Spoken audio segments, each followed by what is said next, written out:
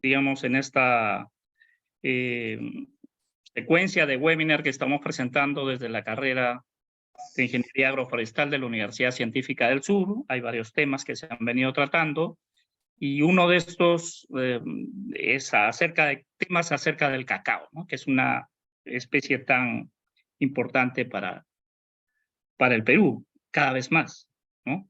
Estamos ahora con el doctor Quirino Olivera Núñez, que es presidente de la Asociación para la Investigación Científica de la Amazonía del Perú. Él es licenciado en Arqueología en la Universidad Nacional de Trujillo y es doctor en Historia del Arte y Gestión Cultural en el Mundo Hispano de la Universidad Pablo Olavide de Sevilla, España, ¿no? Entonces, no vamos a hacer mucho, no vamos a perder el tiempo, vamos a tratar de aprovecharlo en escuchar los avances que ha tenido y el trabajo, los nuevos hallazgos que tiene en el sitio de Monte Grande. Quirino, no perdamos más tiempo, te escuchamos y después en el transcurso haremos el diálogo del caso. Muchísimas gracias, Santiago. Mi saludo especial a todos los que nos acompañan esta noche. Vamos a tratar de ilustrar todo lo que he podido preparar para ustedes. En principio, quiero decir que estamos completamente seguros que el árbol del cacao como especie botánica surge más o menos hace 10 millones de años, según lo propone Richardson y otros, ¿no? En el año 2015. Estamos seguros ahora, ¿no? Probablemente en la Amazonía de Brasil, de Colombia, Venezuela, Ecuador o Bolivia, ¿no? Casi en este momento todavía no estamos en condiciones de ver algún punto, pero yo creo que estuvo extendido en la mayor parte de la Amazonía como este árbol silvestre, ¿no? Hace 10 millones de años surge el cacao como especie botánica, ¿no? Y este es un tipo de variedad de cacao que se conoce como macambo, el árbol, el cacao y el fruto, ¿no? Vemos todo el proceso. Aquí estamos haciendo un estudio etnográfico con la gente de la zona rural, los agricultores, y casi la mayoría de ellos coinciden en que sus abuelos, sus ancestros, preparaban el cacao y le echaban siempre una combinación de unas cuantas almendras del cacao macambo, ¿no? Eso lo hacía más espumoso, más rico, y lo hacía inigualable, ¿no? En algún momento, el cacao silvestre, algún tipo de variedad, es manipulado, intervenida a la mano del hombre para poder domesticarlo. Y para, una vez domesticado, tener el cacao que nosotros conocemos actualmente.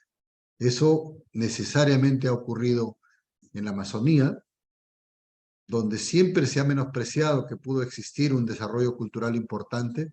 Ahora, más adelante lo vamos a ver, que efectivamente acá había un desarrollo, una cuna de civilización como la que ocurre en la costa o en la sierra de nuestro territorio, ¿no? Este es un árbol de cacao de 100 años de antigüedad. Vemos la forma como se parece un poco de repente al chuncho, nosotros lo conocemos como el cacao nativo de acá, de esta zona, ¿no? Del Marañón. Es un árbol bastante antiguo, ¿no? Y la producción ya de mejoramiento genético, la parte del morado. Nosotros, básicamente, en la parte arqueológica no trabajamos con el cacao morado. Siempre estamos viendo el cacao amarillo que a nuestro juicio tiene el perfil genético, como este caso de acá, del cacao ancestral arqueológico, ¿no? Hay un cacao que tiene, evidentemente, la almendra blanco, la pepa es el interior blanco también, que se conoce como el cacao porcelana, también está presente y nos parece que también está relacionado directamente también con el cacao arqueológico, ¿no? Siempre creíamos que el cacao, nosotros los arqueólogos estábamos muy cómodos pensando que el cacao fue domesticado por los olmecas, ¿no? En México. Los olmecas son la cultura más antigua donde se piensa que se gesta la civilización en Mesoamérica, al igual que Chavín de Huántar en el Perú, que en un momento Julio Cetello planteó que era la cultura matriz del mundo andino. En este caso, los olmecas son los gestores aparentemente del cacao, ¿no? Pero lo que vamos a ver más adelante nos va a ir dando un derrotero totalmente diferente. México se vendió como los gestores del cacao porque a raíz del encuentro entre Montezuma y Cortés, Montezuma le da una bebida, que era una bebida sagrada para los dioses, para las personas importantes, ¿no? A Cortés, al beberlo amargaba, quiere escupirlo, pero está delante del rey, entonces tiene que aguantar, ¿no? Y en México ha tenido una relación bastante importante, ¿no? En todos, en los murales, en la cerámica, en los objetos de piedra. Un detalle importante que nosotros estamos viendo, por ejemplo, acá es un mural donde hay un árbol que está siendo venerado por los principales personajes, sacerdotes, ¿no? Las mazorcas de cacao cuelgan del árbol, pero un detalle importante es la presencia del oro, del guacamayo, que está en la parte alta, ¿no? Y nosotros estamos encontrando en Monte Grande también la cabeza de un guacamayo que justamente fue registrado mirando hacia la tumba, el ojo izquierdo, que tiene una lágrima, mira hacia la tumba, ¿no? Y acá también hay un comerciante azteca que está con un guacamayo encima del quipe de cacao que está llevando, y también un poco la presencia de un jaguar por acá. El mono también ha sido un partícipe muy, muy permanente, ¿no? Este es el río Marañón. Nosotros estamos desarrollando hace 13 años ya, desde el año 2010, investigaciones arqueológicas tanto en la región de Cajamarca como en la región de Amazonas. Y este proyecto se caracteriza también por ser un proyecto arqueológico binacional, Perú-Ecuador. Aquí donde antes nos agarramos a tiros por los límites territoriales, ahora el equipo de Francisco Valdés de Ecuador y el equipo de quien les habla, nos hemos unido para cambiar las armas por los badilejos y las brochas de los arqueólogos y desenterrar nuestro pasado, ¿no? Jaén, ¿no? Y la parte del sitio arqueológico de Monte Grande, que está ubicada al sur de la ciudad, ¿no? Prácticamente a 5 minutos de la Plaza de Armas de Jaén. Milagrosamente se ha salvado el montículo. Cuando nosotros llegamos en el 2009, no estaba registrado como Patrimonio Cultural de la Nación y se había convertido en un botadero de basura, ¿no? Llegamos aquí, botaban perros muertos, la gente se iba a drogar ahí, la gente de mal vivir, y la verdad que este era un muladar totalmente olvidado, sin estar registrado por el patrimonio, como Patrimonio Cultural de la Nación, fácilmente podría desaparecer y no pasaba nada, ¿no? Una iglesia católica construyeron en el año 1978 en la cima y dañaron una parte de la arquitectura que posteriormente nosotros después hemos descubierto, ¿no?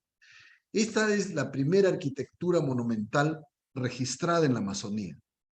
Digo la primera porque no hay en otro sitio de territorio amazónico que haya sido registrada una arquitectura de carácter monumental, público, religioso. Es decir, donde se juntaron mucha gente y construyeron un templo, que es la primera expresión religiosa de la Amazonía.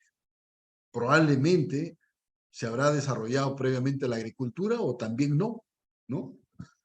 Quizá le preocupó muchísimo la parte religiosa, ¿no? Para nosotros fue un hallazgo sin precedentes. Aquí vemos las bases de la iglesia que ha dañado parte de la arquitectura y las gradas de acceso que están ubicadas hacia el oeste. La revista Archaeology de Estados Unidos, que tiene más de 20 millones de lectores a nivel del mundo, nos considera en el año 2011, gracias a un artículo de Roger Abbott, acá junto a Turquía, Grecia, Guatemala, en cuarto lugar Jaén, Perú. Lo que estaba debajo de este botadero de basura se convierte en un ícono como uno de los 10 descubrimientos top del año 2010. Realmente esto fue el punto de partida para que nosotros tengamos una plataforma mucho más importante, ¿no? Regresamos a seguir excavando para buscar supuestamente el atrio principal o el altar mayor del templo, y miren cómo salen las piedras que es colocados durante el ritual de enterramiento y clausura de los templos, ¿no? Ellos, antes de abandonarlos, las sociedades lo ocultaron colocándole una serie de piedras encima, desordenadamente en algunos casos, de tal manera que muchos arqueólogos que intentaron investigar en la Amazonía, al hacer pequeñas áreas de 2x2 o de 4x4, nunca pudieron identificar realmente lo que nosotros hemos logrado a raíz de aplicar una metodología de excavaciones en áreas bastante extensas, de hasta 800 metros cuadrados, ¿no? Juntando 8 unidades de excavación. Vemos ahí cómo va saliendo la arquitectura poco a poco, el registro, ¿no?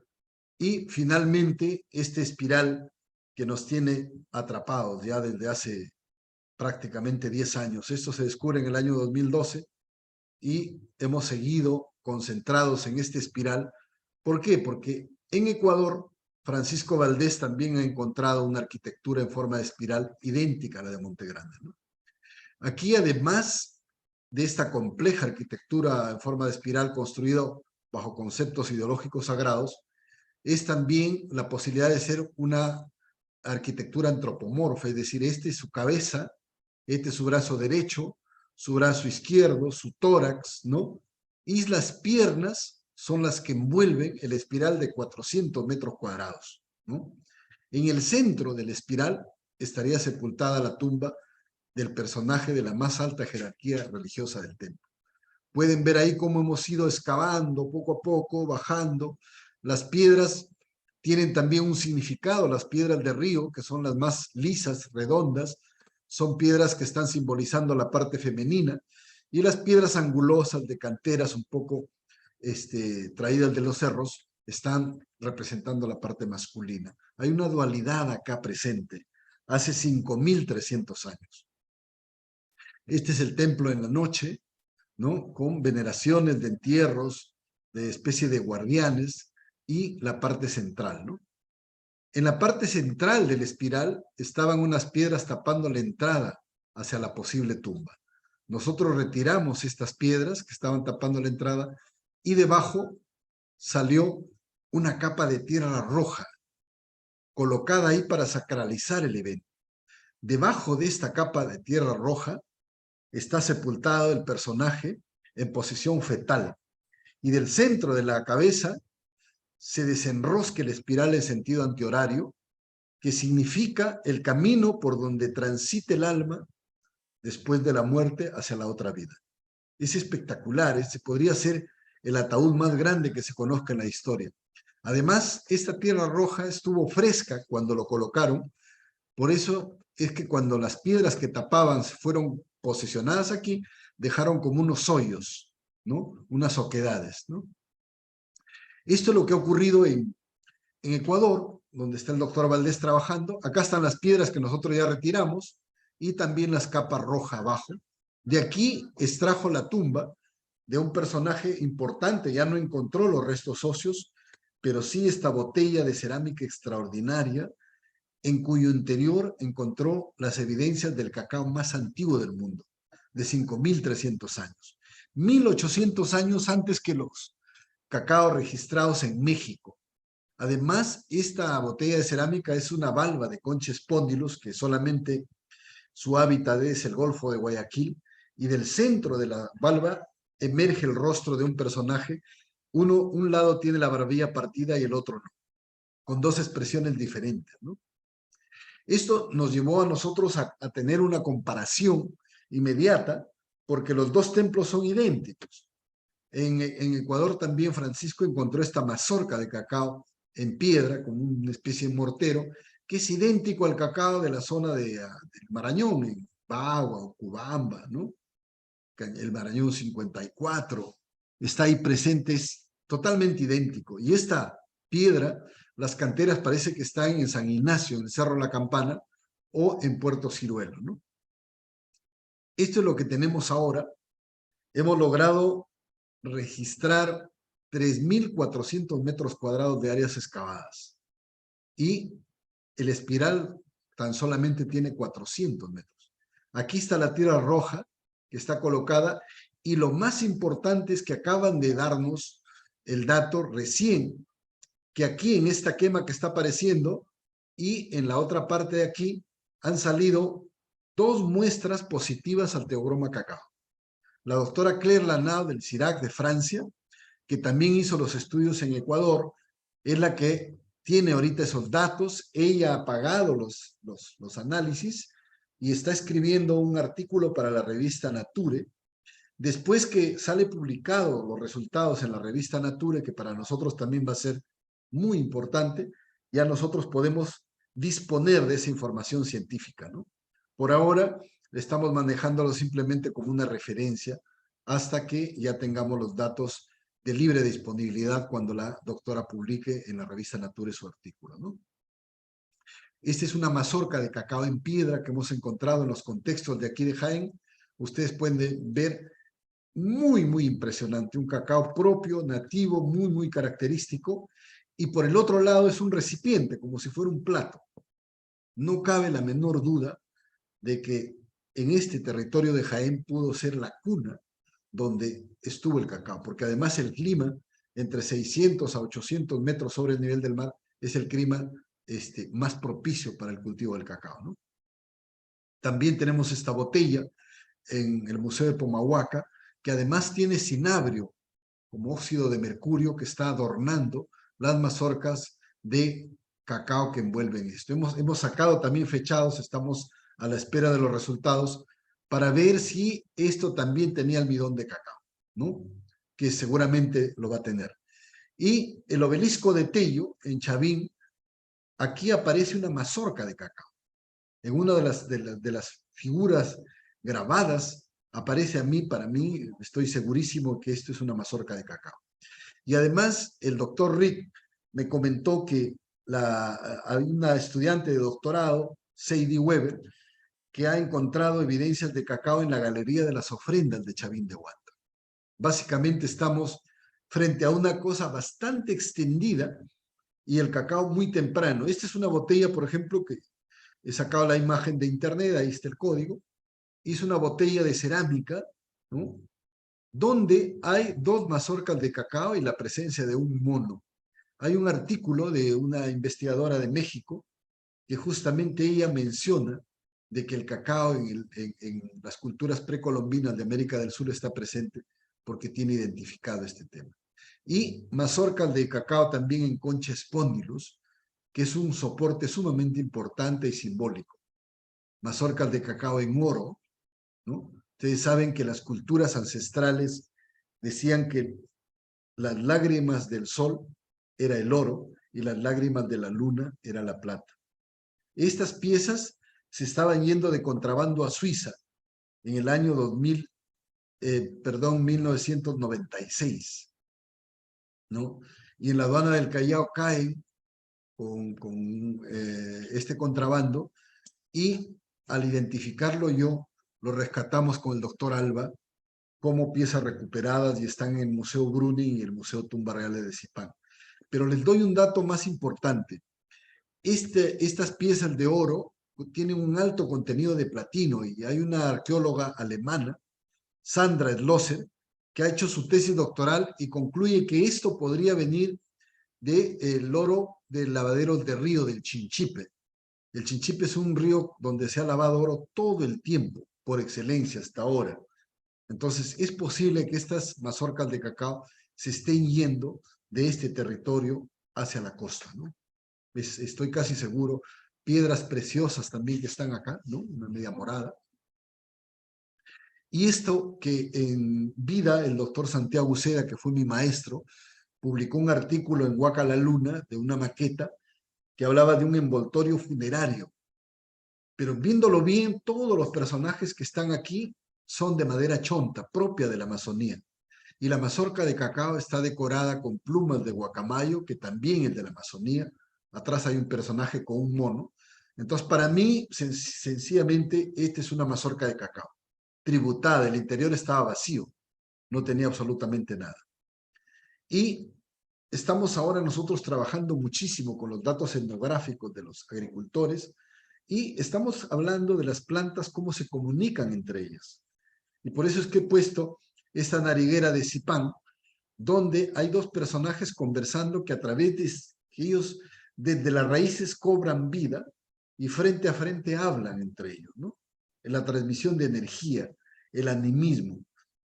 Quizá este árbol también podría ser de un cacao, no estamos seguros, porque el cetro del viejo señor de Zipán también es una forma de mazorca de cacao. Este es Monte Grande, así como hemos ido avanzando, Jaén está al fondo, ¿no?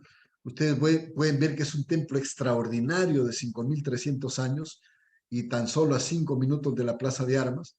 Y el cacao aquí ya lo habla la Condamine, el francés que vino en 1748, habla de un cacao de excelencia por acá.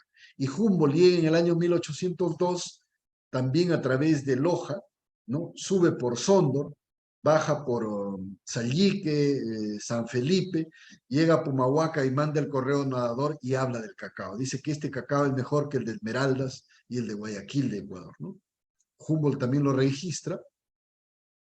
Y este es el germoplasma de cacao que hay en Yanayacu, ¿no? Que ahora tiene un convenio de línea, creo, con la Dirección Agraria de la región de Cajamarca, y nosotros estamos estableciendo lo que podría ser la ruta turística del cacao. Todo donde hay relictos de cacao y donde probablemente también hay restos arqueológicos con presencia de cacao. Y por eso nos hemos contactado con todos los agricultores que tienen plantas de 50, 70, 100, hasta 150 años, como es este árbol que está acá, por ejemplo. Y como ven, el cacao es el mismo de la mazorca de piedra que tenemos, un poquito más amarillo. Y estamos desarrollando un programa, cosechándolo después del 5.º día de luna llena, haciéndole los pagos necesarios, sahumando las fincas, y procurando que los agricultores no mezclen el producto, ¿no? Vamos directamente al campo, conversando con ellos, haciendo estas ceremonias, cosechamos y en ese pretexto sencillamente impedimos que de repente alguna mazorca de cacao mejorado pueda estar presente, ¿no? Esto es cuando ya lo sacamos, tenemos aquí recién colocado en los recipientes para poder macerarlo y poco a poco cómo va tomando el color. Después finalmente del macerado adecuado de 3 días o 4 días, finalmente viene el secado lento y tenemos este producto, que es un cacao exclusivamente de plantas antiguas, que yo estoy seguro que tiene el mismo perfil genético o parecido o un pequeño rasgo de ese cacao arqueológico que nosotros estamos encontrando, ¿no? Y hablaba con Santiago que probablemente va a tener grandes diferencias con el cacao mejorado, ¿no? Aquí está el cacao ya seco, ahora lo estamos procesando. Miren cómo acá hay una almendra blanca, que es el cacao porcelana, que es el cacao antiguo. Está presente ahí. Estamos ahora metiéndolo en el laboratorio de la empresa Kuma para poder sacar un producto y con los agricultores presentarlo en el Templo Arqueológico de Monte Grande. El cacao ya está patentado, está registrado como marca Monte Grande, ¿no? Fino de origen amazónico. Y esperamos, evidentemente, esto tener un proceso de una cadena importante. Una arqueología que no encuentra un huaquito y lo pone en una vitrina y se siente importante. Nosotros quisiéramos que a través del hallazgo del cacao se produzca una valoración a toda la cadena productiva, desde el agricultor que ahora es maltratado porque le compran a muy bajo precio y los intermediarios lo venden 10 o 100, 200 o 600% mucho más, ¿no? Acá estamos, por ejemplo, con Jordi Roca, que es un chef importante de Barcelona, vino también detrás del cacao y visitó el templo de Montegrande y salió con un artículo de Ignacio Medina. El título decía "El templo que cambiará la historia del cacao", en el diario El País, en primera página, ¿no? Desde ahí yo no he parado en estar dando conferencias. Aquí, por ejemplo, mi conferencia aperturó el Seminario Internacional de Investigación Científica del Cacao en el año 2017 en el Swiss Hotel. Era realmente una alegría. Había 500 científicos de varios países del mundo y al fondo ven Monte Grande. Estamos en ese proceso. Rosario Pajuelo, representante de Prom Perú en París, organizó en el Salón del Cacao y el Chocolate el 28 de octubre del 2021, cuando estábamos saliendo todavía de la pandemia, y miren, una conferencia virtual mía, cómo la gente ha asistido ahí. Es increíble realmente. en plena pandemia el interés que pueda generar todo el tema del cacao, del chocolate, ¿no? Luis Espinosa es nuestro cónsul en Japón, en Nagoya, y ha sacado también esta misma foto hablando maravillas del cacao. El IFEA organizó el café científico, donde Francisco Valdés y yo hablamos en Barranco, en el Centro Cultural del IFEA, sobre el cacao, ¿no? Invitando a gente también del BRAE, agricultores de Piura, del Blanco de Morropón. Un poco conversábamos y él decía que era originario de Piura, ¿no? Entonces yo me sonreía y le decía, no, está viniendo de la selva, totalmente seguro.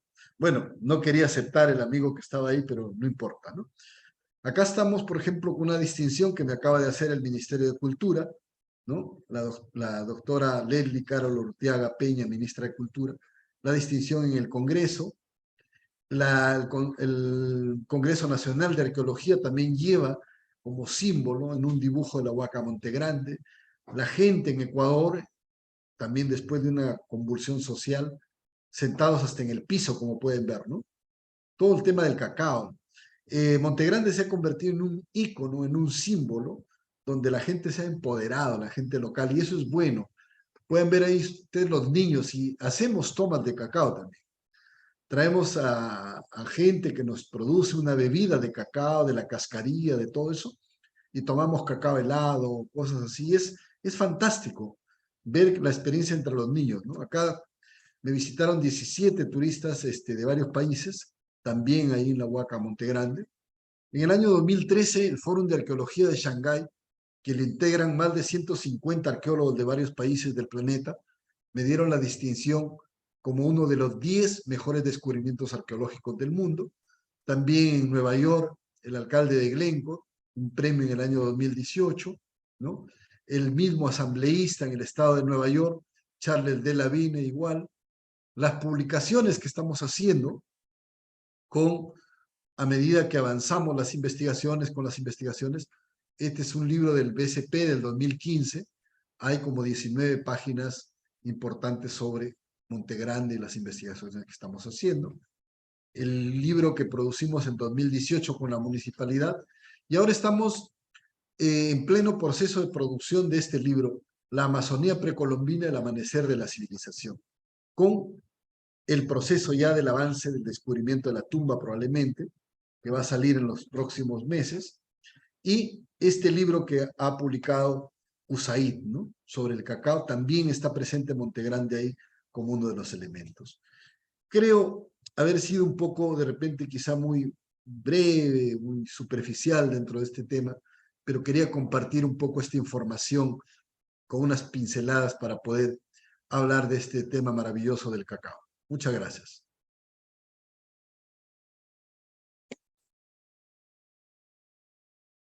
Muchas gracias al doctor Quirino Olivera.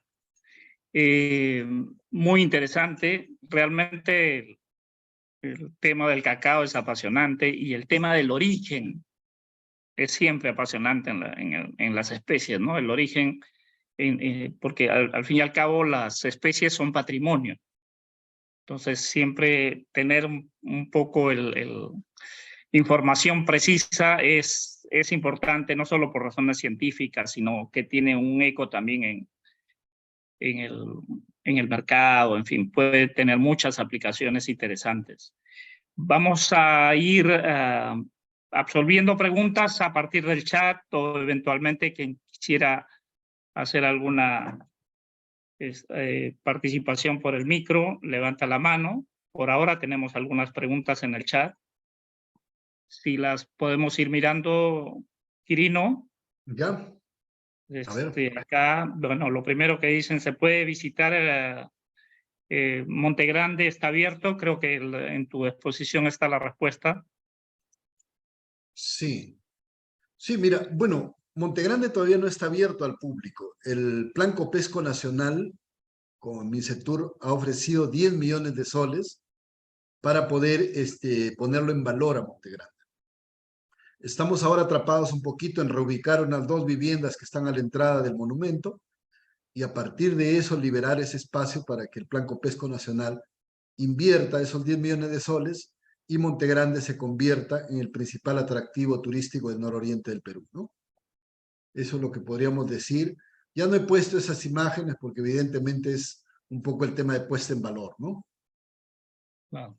Bueno, nos hemos visitado Montegrande, entonces somos un poco privilegiados, ¿no? Yo he pasado algunas veces ahí y realmente ha sido un privilegio estar ahí, compartir con tu equipo de gente el trabajo que están haciendo. Sí. Otra pregunta aquí, por favor, ¿podría profundizar más sobre la metodología de datación, ¿no?, aplicada a su descubrimiento de Montegrande? He escuchado, hay dudas al respecto. Sí. Solo un comentario muy corto. Escuché a la doctora Claire Lanaud en la reunión que hubo en Montpellier el año pasado, ¿no?, la reunión mundial de cacao, y me consta que los resultados de Montegrande están en la lista que tiene ella de varios sitios arqueológicos. Sí. Sí, te comentaba un poco, mira, bueno, para responder los fechados. Nosotros tenemos dos niveles. El fechado de radiocarbono 14 con técnicas de AMS, que fechamos los contextos, y que hasta ahora tenemos un fechado de 5.400 años, que es el núcleo del templo. Y a la doctora Claire Lanaud le enviamos 5 muestras de algunos tiestos de vasijas de donde señalaba. La doctora Claire Lanaud me escribió que gracias a un proyecto en América Latina, recién había podido analizar las 5 muestras de Montegrande, porque antes no había dinero y no había una cosa participativa. De esas 5 muestras, 2 habían salido positivas al teobroma cacao.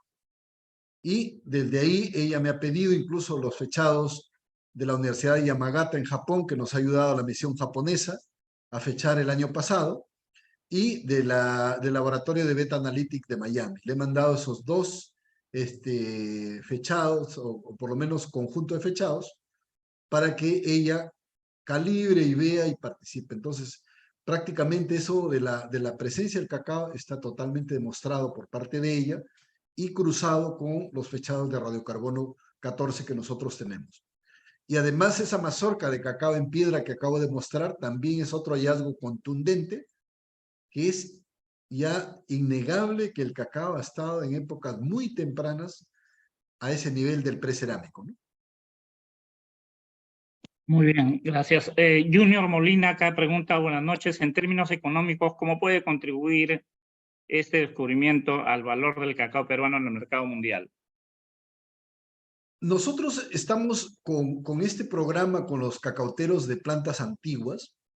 Lo que quisiéramos realmente es entablar una fórmula vinculada al turismo para no hacer lo que de repente todo el mundo está queriendo hacer.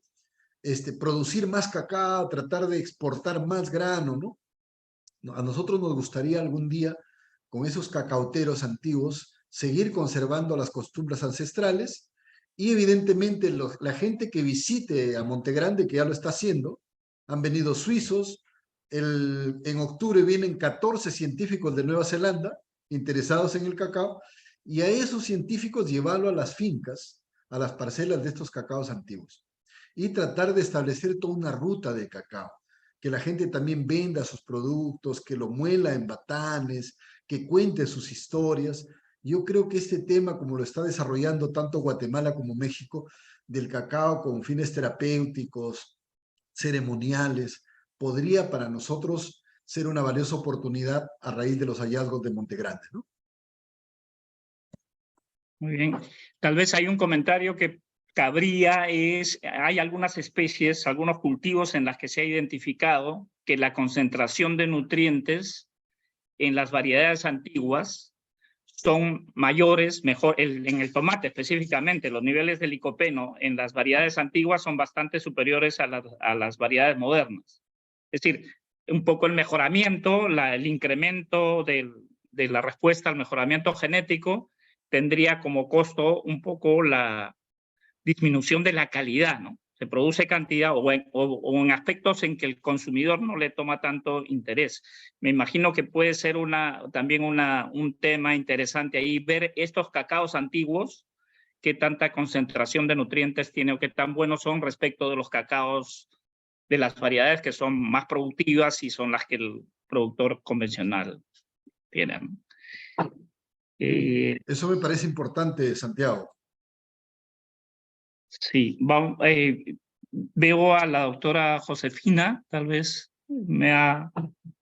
quiere tomar la palabra, porque yo sé que ella tiene un cariño especial, no solamente por el cacao, por Montegrande, por el trabajo de Quirino, y es nuestra rectora emérita que agradecemos muchísimo su participación. ¿Cómo estás, Josefina? Buenas Gracias, noches. Lino, gracias a Qué Santiago, gusto. Luis, etcétera, a todos los participantes. Y efectivamente, bueno, Quirino es todavía este investigador visitante de la científica también. Creo que él no lo ha Así es. nombrado. Sí, efectivamente, ya hace un buen número de años cuando conocí a Quirino y supe de su trabajo.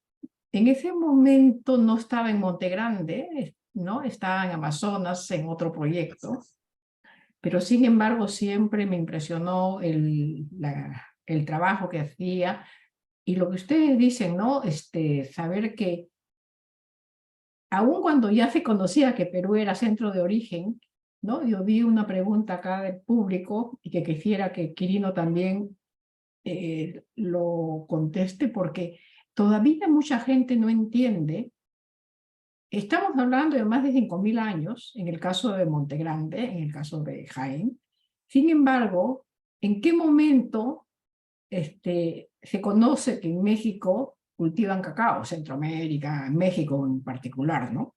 Porque creo que eso podría cambiar. Hay mucha gente que todavía cree que México es centro de origen, ¿no? Entonces, ¿cómo, como investigador del tema, ¿cómo explicarías a aquellas personas que todavía dudan de ese tema, que México no es el centro de origen, que como muchos otros cultivos que se originaron en el Perú, en Ecuador, en esta zona de la Amazonía alta, cómo llegaron a estos otros países, ¿no? Y de alguna manera tuvieron un mayor, diríamos, reconocimiento por parte de los españoles, porque en México estaban principalmente en la parte de la selva, también Yucatán y todo eso, que tenía mucho más gente y ya más civilización.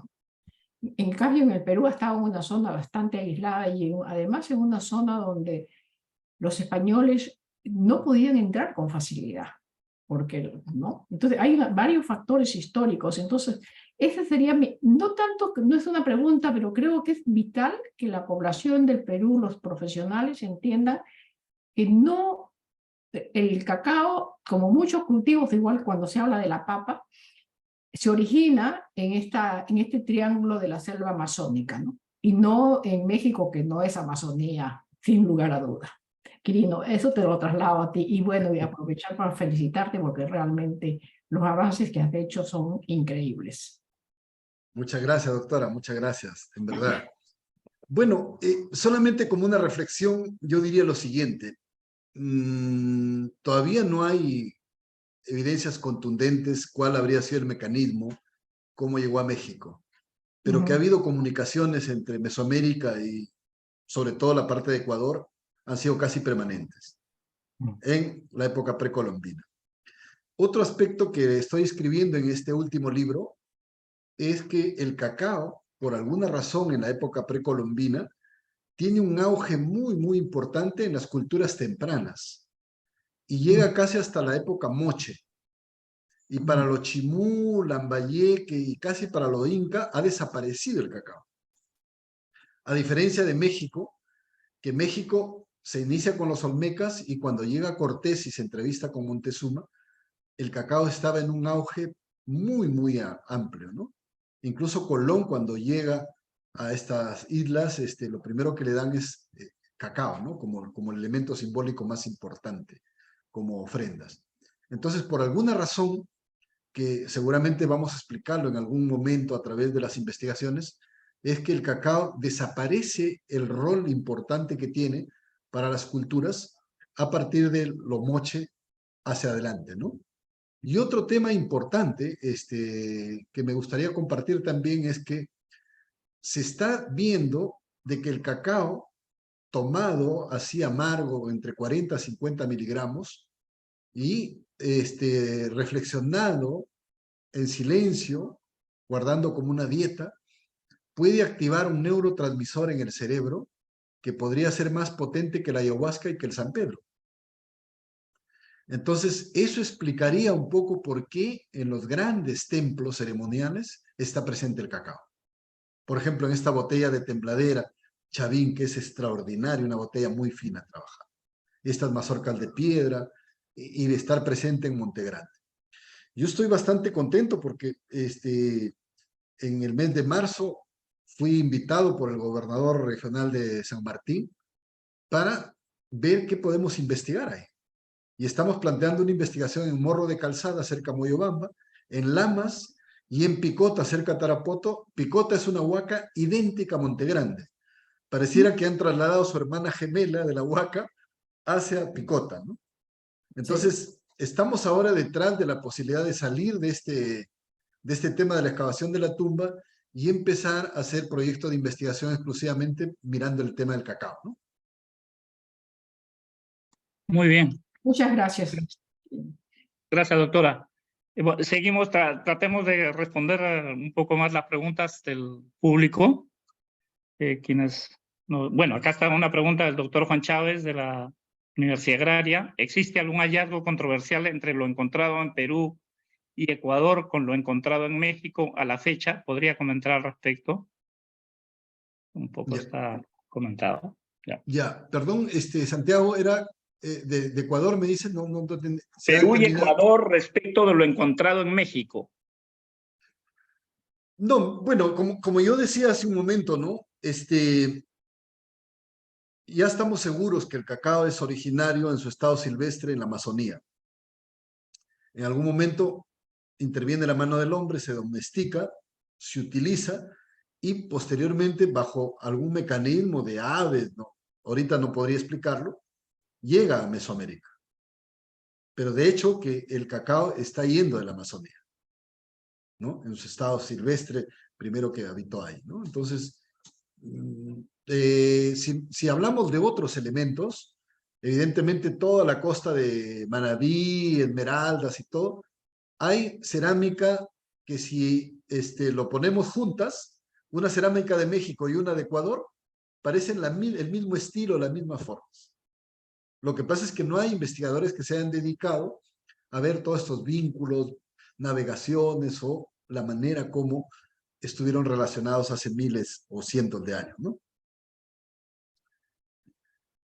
Hay una pregunta acá de Rosario, me parece.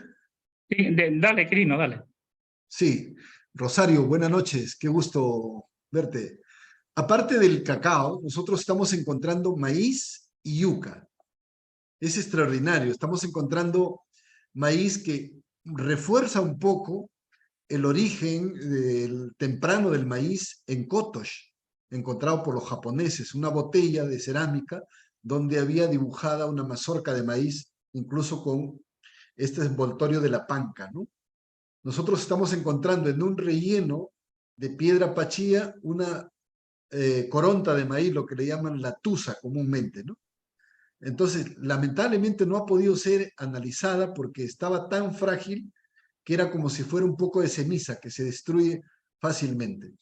Pero el otro tema también que estamos encontrando, almidón de yuca, en unos recipientes que tienen la misma forma de los platos masateros, le llaman, donde beben masato los aguajún. Y esos platos estaban a la altura del cráneo de la persona, como que depositado a la altura de la boca y seguramente con alguna bebida fermentada a base de yuca, ¿no? Eso es lo que podría decir en base a los otros elementos. Y acá, evidentemente, ha habido algodón, ha habido frijoles, ha habido tabaco y una serie de elementos que probablemente vamos a ir descubriendo poco a poco, ¿no? David Condori pregunta, ¿qué falta para terminar, digamos, esta última parte donde está la tumba? Creo que es ¿no? Para desenterrar la parte principal de la... Es un poco... Nosotros, por alguna razón, yo creo un poco en los designios del destino y las energías. Creo que te lo dije, Santiago, cuando me visitaste acá al templo. Y mira, el gobierno regional de Cajamarca tenía listo la colocación de un techo para excavar la tumba de 600.000 soles. Y llegamos al Ministerio de Comercio Exterior y Turismo a hablar con el ministro Roberto Sánchez Palomino en esa época, y se quedó maravillado de Montegrande y dijo, yo voy a dar a través de Plan Copesco 10 millones de soles, pero el compromiso es que anulen esos 600.000. Entonces, tanto el gobernador como yo dijimos, oye, 10 millones contra 600.000 era ridículo, ¿no? Anularon con una resolución ese techo y nos hemos quedado un poco atrapados. Yo no puedo excavar la tumba si no tengo el techo. Pero estoy tratando de este año, de todas maneras, buscar un mecanismo y ponerme de acuerdo con los supervisores del Ministerio de Cultura a ver si con un techo provisional que hemos colocado, quizá con eso podemos ya excavar la tumba, ¿no? Porque yo en realidad ya no puedo seguir esperando. Es un tema que nos está demorando demasiado. Y cada vez hay más elementos que probablemente la tumba sepultada ahí sea la de una dama, de una mujer. Eso sí que sería una novedad también bastante grande, ¿no? En ese sentido, ya lo veremos en su momento cuando aparezca, ¿no? Muy bien. Acá hay una pregunta un poco espiritual, digamos, de Nehemías Pino. No sé de dónde transmite, pero bueno, pregúntale, ¿fue posible identificar si el cacao tiene una madre o espíritu maestro en el bosque? Estábamos hablando un poco de energías. Sí, mira, nosotros estamos trabajando con los agricultores y cuentan unas historias pero fantásticas sobre el cacao. Es más, hablamos en algún momento que el cacao, además de la luna, del quinto día de luna llena, que debe cosecharse para que pese más, porque si no pesa menos, el cacao tiene que tener mucho amor. Y esta gente del campo me decía dentro de eso, nosotros sabemos que en el África cosechan el mayor volumen comercial en el mundo, en Costa de Marfil, pero que las condiciones de trabajo de las personas que lo cosechan son muy difíciles. Y esa energía negativa de sufrimiento se transmite al cacao. Entonces, definitivamente aquí las plantas tienen dueños de las plantas, dueños del cacao. Yo pienso que las plantaciones de cacao en el antiguo Perú, en las culturas precolombinas, eran como verdaderos jardines botánicos, donde los cedros servían de sombra y esos a veces servían también para polinizar, para aromatizar al cacao. Ahora le ponemos cualquier cosa, ya un plátano, guava, lo que fuera de sombra, pero no. Ellos, a mi juicio, hacían cortinas naturales que envolvían las plantas de cacao porque las plantas de cacao eran sagradas, ¿no? Eso es lo que quizá podría decir en relación a esta madre del cacao, espíritu del cacao, ¿no? Justo más o menos relacionado al tema del cultivo, ¿no?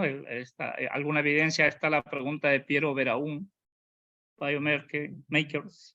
¿En la cultura mayo chinchipe se ha determinado o hay alguna teoría de cómo se cultivaba el cacao? Si es que se usaban parcelas, espacios públicos para... Claro, es una gran pregunta, ¿eh? Porque si hay vestigios, ¿no? Que Sí, cada vez están más claros, pero el tema del manejo en el campo, eso sí. es, Yo digamos, es entrando un un poquito reto. con los datos etnográficos, como te digo, Mira, por ejemplo, ha habido un manejo del espacio territorial muy, muy importante, con creencias, con todo. Yo ahí sí tengo que de repente un poquito discrepar con mi amigo, mi colega y hermano Francisco Valdés. Palande está a 1.137 metros sobre el nivel del mar. Montegrande está a 700 metros sobre el nivel del mar. Y a mi juicio, los nichos ecológicos más importantes para el cacao, que ahora los estamos teniendo, que todavía se mantiene, es entre 600 a 800 metros sobre el nivel del mar, a pesar de que ha habido un cambio climático. Entonces, para mí eran verdaderos jardines, que eran cultivados de acuerdo a los ciclos lunares, que eran cultivados de acuerdo al sol, al viento, y que las mismas plantas que le servían de sombra eran también las que a su vez retroalimentaban y dialogaban con las plantas, ¿no? Mira, un producto con tanta importancia en mazorcas de oro, en mazorcas de cerámica, de concha espóndilos, de piedra, de madera, valiosísimo, no podía ser así cultivado como sea, ¿no? Entonces parece que eran verdaderos jardines botánicos que han sido cuidadosamente cultivados para fines ceremoniales, ¿no? El cacao no ha tenido un consumo masivo para decir que se cultivó como cualquier planta, ¿no? O como cualquier árbol. Muy bien.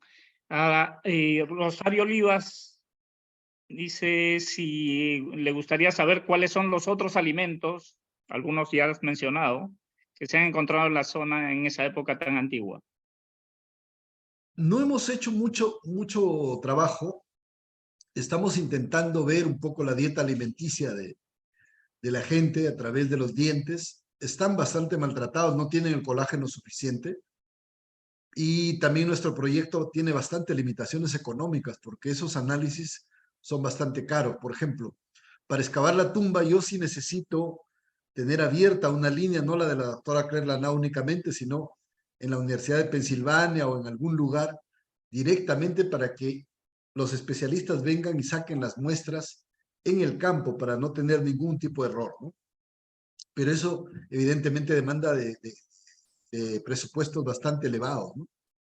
Pero igual, seguramente vamos a encontrar muchas cosas que nos van a ir dando sorpresas o probablemente de generar, por ejemplo, a mí me han hecho una pregunta, si el café no sería propio de la Amazonía, ¿no? Porque acá hay muchísimo cultivo del café. Bueno, nadie lo ha investigado, ¿no? Nadie sabe nada. Estamos acostumbrados que es de Arabia y hasta ahí nos hemos quedado. Solo que acá hemos encontrado una cerámica que tiene ojos granos de café, ¿no? Le llaman, es exactamente igual a un grano de café. Pero nada, no hemos avanzado más en eso, ¿no? Bueno, acá el doctor Juan Chávez, ya casi vamos terminando, estamos cumpliendo la hora. Gracias. Creo que en el Perú la estrategia de aprovechamiento comercial debería orientarse por el lado de productos artesanales de alta calidad a nivel pequeño productor y enfocado al desarrollo de cadenas de valor locales que mejoren las economías y bienestar local, ¿no? Vía corredores económicos, un poco de lo que has comentado también, ¿no? Creo que estos hallazgos hacen perfectamente, dan elementos para construir una estrategia de ese tipo, ¿no? Sí, totalmente de acuerdo. Yo creo que hay que dar una visión diferente.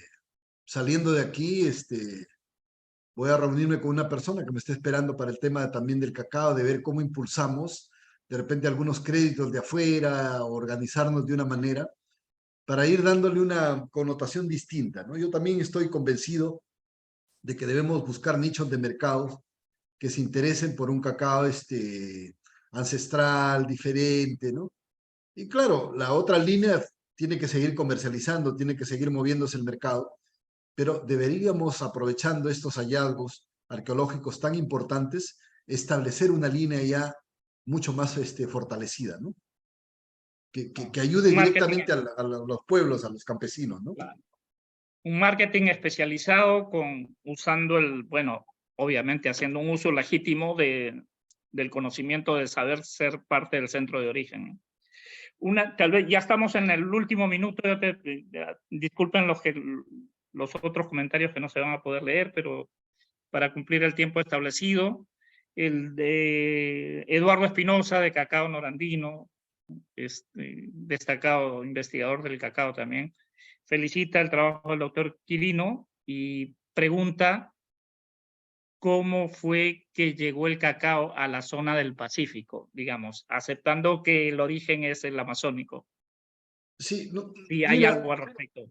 muchas gracias por la pregunta a Eduardo. La verdad que las comunicaciones transversales, costa, sierra y selva, han estado hace más de 5 o 6 mil años. Nosotros estamos encontrando Concha spondylus, Caracoles trombus en las tumbas acá, en la selva. Y eso evidentemente el gran Capañán que los incas consolidan se originó hace 5 o 6 mil años. Y ha habido permanentemente, y ese dicho que decían algunos colegas míos cuando encontraban cosas de la selva, de la Amazonía, en sus contextos de la costa, decían, nuestros pueblos eran tan avanzados y desarrollados que se iban a intercambiar con los chunchos de la selva, ¿no? Entonces yo me imagino un hombre bien desarrollado intercambiando algo con un chucho, un salvaje debajo de un árbol, ¿no? No, yo creo que Montegrande le da la razón a Julio Cetello, que hace casi 100 años sostuvo la hipótesis que el origen de la civilización andina estaba en la Amazonía. Tello hubiese querido ver al templo de Montegrande para demostrar su hipótesis. Nosotros lo estamos haciendo. Y efectivamente la Amazonía es cuna de cultura. Y el jaguar, que es la máxima deidad del mundo andino y amazónico, es una exportación de la cosmovisión religiosa desde la Amazonía. El jaguar está en todos los procesos culturales precolombinos y se dice que en lo inca había el dios Viracocha que no se veía, pero tenía la forma de un jaguar. Entonces, definitivamente yo estoy convencido que la Amazonía no es de acá surge todo. En simultáneo había desarrollos culturales en la Amazonía, en la sierra y en la costa. Huacaprieta, Tom Dilligen está encontrando cosas de 7.000 años, ¿no? Y acá en Montegrande estamos encontrando de 5.400 años totalmente avanzados. Eso significa que ellos empezaron hace mucho tiempo atrás, porque el montículo de Montegrande tiene 9,30 metros de altura. Hemos excavado tan solo 4 metros, Santiago. Nos queda todavía 5 metros bajo la profundidad para ver qué cosas más habrá, ¿no? Muy bien. Bueno, muchísimas gracias. Creo que Un excelente cierre. en algo hemos podido ayudar. Sí, sí, estamos justo en el tiempo, no queremos abusar ni de tu tiempo, ni del tiempo de los que nos han acompañado. Muchas gracias. Y gracias también a los que han participado, a la doctora Josefina que nos ha acompañado, al ingeniero Luis Quiroz, que es el decano, y sobre todo a todos los que han entrado a sala y nos han visitado. Muchas gracias, Quirino, excelente. Gracias Santiago, y gracias a todos. Gracias, doctora Josefina, Rosario, gracias. Muy pronto nos veremos en el Salón del Cacao. Un gusto. Doctora Josefina, me debe una visita a Montegrande. Así es. Por favor. Gracias. Hasta luego. Hasta luego. Nos vemos. Chao, chao. Hasta luego. Nos vemos. Hasta pronto. Gracias Chao, por todo. Josefina, gusto verte. Hasta luego. Chao. Santiago. Ya, maestro. Gracias, gracias a todos. Gracias, doctora. Santiago. Gracias. Hola. Hola, Modesto. Hola. Santiago, dame un favor, tengo algo muy importante que comunicar. Dame tu teléfono, por favor. Ya. Ahora te lo pongo en el chat en privado. Perfecto. Ya, Modesto, no te preocupes. Buenas noches, excelente de tu trabajo, excelente. Te conozco ya, Santiago, te conozco ya. Trabajo de la Universidad Científica del Sur. Ok.